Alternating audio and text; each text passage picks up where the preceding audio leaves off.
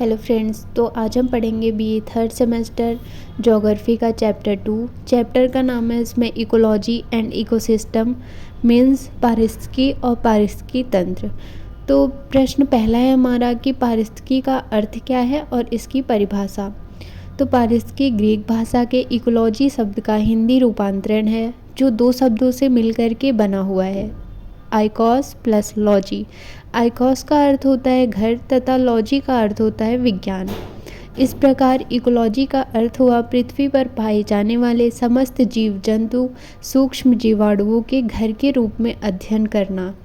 Means जो जीव जंतु होते हैं वो पर्यावरण में रहते हैं, तो जीव जंतुओं का पर्यावरण क्या हो गया, घर हो गया एक तरह से। तो जीव जंतु उस घर में किस प्रकार से रहते हैं, आपस में एक संबंध बना करके रहते हैं, तो उसी का अध्ययन ही जो है पारिस्थितिकी कहलाता है। पारिस्थितिकी शब्द का सबसे पहले प्रयोग अर्नेस्ट हैकल ने 1869 में किया था। 1869 में अर्नेस्ट हैकल ने इकोलॉजी शब्द का सबसे पहले प्रयोग किया था। उसके बाद हम परिभाषा देखेंगे। ओडम के अनुसार पारिस्थितिकी तंत्र की संरचना और क्रिया का अध्ययन है। क्लेमेट्स के अनुसार पारिस्थितिकी समुदाय का विज्ञान है। वार्मिंग के अनुसार पारिस्थितिकी पर्यावरण के संदर्भ में जीवों के अध्ययन का एक विज्ञान है। फिर उसके बाद फ्रेसर डार्लिंग के अनुसार पारिस्थितिकी समस्त पर्यावरण के संबंध में जीवों का तथा उनके अंतरजातीय संबंधों का अध्ययन करता है। टेलर के अनुसार पारिस्थितिकी समस्त जीवों के समस्त पर्यावरणों के साथ समस्त संबंधों के अध्ययन का एक विज्ञान है। अब हमने पारिस्थितिकी का अर्थ देख लिया, पारिस्थितिकी की परिभाषा देख ली।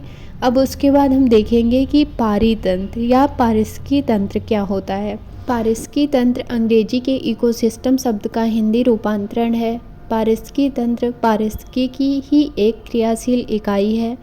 पर्यावरण में जब किसी स्थान पर विभिन्न जीव जंतु एक समूह बना करके आपस में मिल करके रहते हैं और एक दूसरे को प्रभावित करते हैं, तो इस बीच उनके ऊर्जा प्रवाह तथा पोषण श्रृंखलाओं की जो व्यवस्था उपजती है उसे ही पारिस्थितिकी तंत्र कहते हैं। अब देखिए, आपको एक चीज़ हमेशा कन्फ्यूजन होगी दोनों में कि पारिस्थितिकी और पारिस्थितिकी तंत्र जो है काफ़ी लोग को सेम लगता होगा, बट ये डिफरेंट है। इसमें डिफरेंस क्या है कि सबसे पहले तो ये है कि पारिस्थितिकी एक विज्ञान है, पारिस्थितिकी एक साइंस है, बट पारितंत्र एक सिस्टम है, पारितंत्र एक तंत्र है। और क्या होता है कि पारिस्थितिकी से ही निकला है पारितंत्र, ठीक है। पारिस्थितिकी का एक पार्ट है पारितंत्र। और पारिस्थितिकी में क्या होता है कि जैविक और अजैविक घटक आपस में संबंध बना करके रहते हैं, ठीक है। अजैविक और जैविक घटक क्या होता है मैं आपको ये भी बताती हूँ। जैविक घटक वो होते हैं जो सजीव होते हैं, जिनमें जान होती है, जैसे मनुष्य हो गया, जानवर हो गए, सूक्ष्म जीव, पेड़ पौधे आदि। उसके बाद क्या होता है निर्जीव या अजैविक घटक जिसके अंदर जान नहीं होती, जैसे सूर्य, वायु, जल, मृदा आदि। तो यही जैविक और अजैविक घटक जब आपस में संबंध बना करके रहते हैं तो उसे हम बोलेंगे पारिस्थितिकी। बट पारिस्थितिकी तंत्र किसे बोलेंगे वो भी आप देखिए। पारिस्थितिकी तंत्र हम बोलेंगे जब जैविक और अजैविक घटक आपस में संबंध बना करके रहते हैं और एक दूसरे को प्रभावित भी करते हैं, तो इसी बीच उनके ऊर्जा प्रवाह तथा पोषण की जो श्रृंखला जो व्यवस्था उपजती है उसे पारिस्थितिकी तंत्र कहते हैं। इसमें एक शब्द आया है हमारा कि ऊर्जा प्रवाह जो होता है, तो ऊर्जा प्रवाह मैं आपको बता दे रही हूँ कि कैसे, इसे क्या बोलते हैं। जैसे एज एग्जाम्पल ले लो कि एक रैट है, एक चूहा है, ठीक है।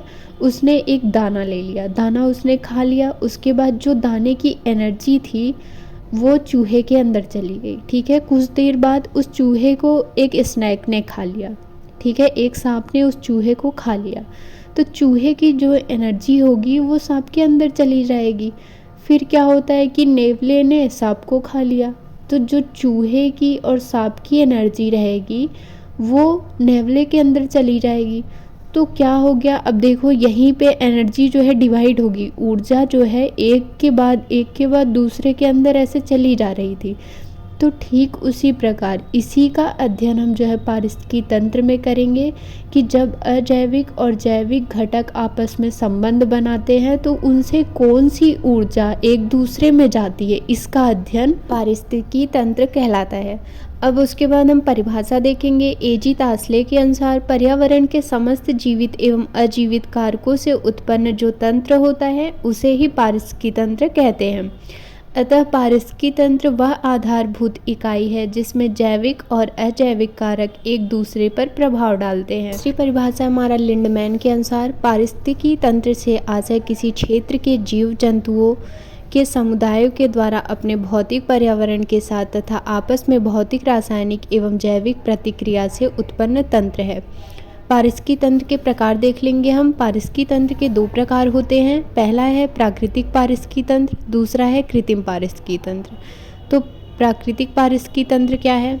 प्राकृतिक पारिस्थितिकी तंत्र वे तंत्र होते हैं जो प्रकृति में प्राकृतिक रूप से पाए जाते हैं। इसके निर्माण में मनुष्य की कोई भी भूमिका नहीं होती है, अर्थात पर्यावरण में जो चीज़ें पहले से ही मौजूद हैं जिसको मनुष्य ने नहीं बनाया है वो जो है प्राकृतिक पारिस्थितिकी तंत्र के अंतर्गत आएंगे। इसके दो प्रकार होते हैं। पहला है स्थलीय पारिस्थितिकी तंत्र, दूसरा है जलीय पारिस्थितिकी तंत्र। स्थलीय पारिस्थितिकी तंत्र क्या होता है? ये पारिस्थितिकी तंत्र भूमि पर पाए जाते हैं। यहाँ पर पर्यावरण के जैविक और अजैविक घटक आपस में मिलकर के क्रिया करते हैं। इसके अंतर्गत वन, मरुस्थल आदि आएंगे। और उसके बाद जलीय पारिस्थितिकी तंत्र जो जल में पाए जाते हैं उन्हें जलीय पारिस्थितिकी तंत्र कहते हैं। इसके अंतर्गत महासागर, झील, तालाब, नदी आते हैं। मैं आपको ऐसे समझाती हूँ कि स्थलीय पारिस्थितिकी तंत्र में मतलब भूमि पर जो भी जानवर या मनुष्य रहते हैं वो पर्यावरण को प्रभावित करते हैं, पर्यावरण उन्हें प्रभावित करता है भूमि पर रह करके, ठीक है, और एक संबंध स्थापित करते हैं। तो वो किस में आएंगे? स्थलीय पारिस्थितिकी तंत्र में। और जलीय पारिस्थितिकी तंत्र में आएंगे जो जल में जीव रहते हैं, जैसे मछली, कुछ सांप भी रहते हैं जल में, और मेंढक, ये सब जो है पानी को प्रभावित करते हैं, पानी इनको प्रभावित करता है, ठीक है। तो ये आ जाएंगे जलीय पारिस्थितिकी तंत्र के अंतर्गत। अब ये तो था प्राकृतिक पारिस्थितिकी तंत्र का एक पार्ट। अब इसके बाद हम देखेंगे कृत्रिम पारिस्थितिकी तंत्र, जिनका निर्माण मानव के द्वारा किया जाता है। ये मानव निर्मित होते हैं, इसीलिए इन्हें मानव निर्मित पारिस्थितिकी तंत्र भी कहते हैं। कृत्रिम पारिस्थितिकी तंत्र मतलब ये है कि जो मानव के द्वारा जो बनाया गया है उसे ही कृत्रिम पारिस्थितिकी तंत्र बोलेंगे। उदाहरण के रूप में जैसे एक्वेरियम, फसल की खेत। एक्वेरियम मतलब जहाँ पर मछली पालन होता है, ठीक है, और फसल की खेत मतलब खेत में जो फसल उगाई जाती है। तो ये सब आ जाएंगे कृत्रिम पारिस्थितिकी तंत्र के अंतर्गत। तो आपका चैप्टर ख़त्म होता है। अगर आपको वीडियो अच्छी लगी हो तो प्लीज़ लाइक एंड सब्सक्राइब कर देना। Thank you.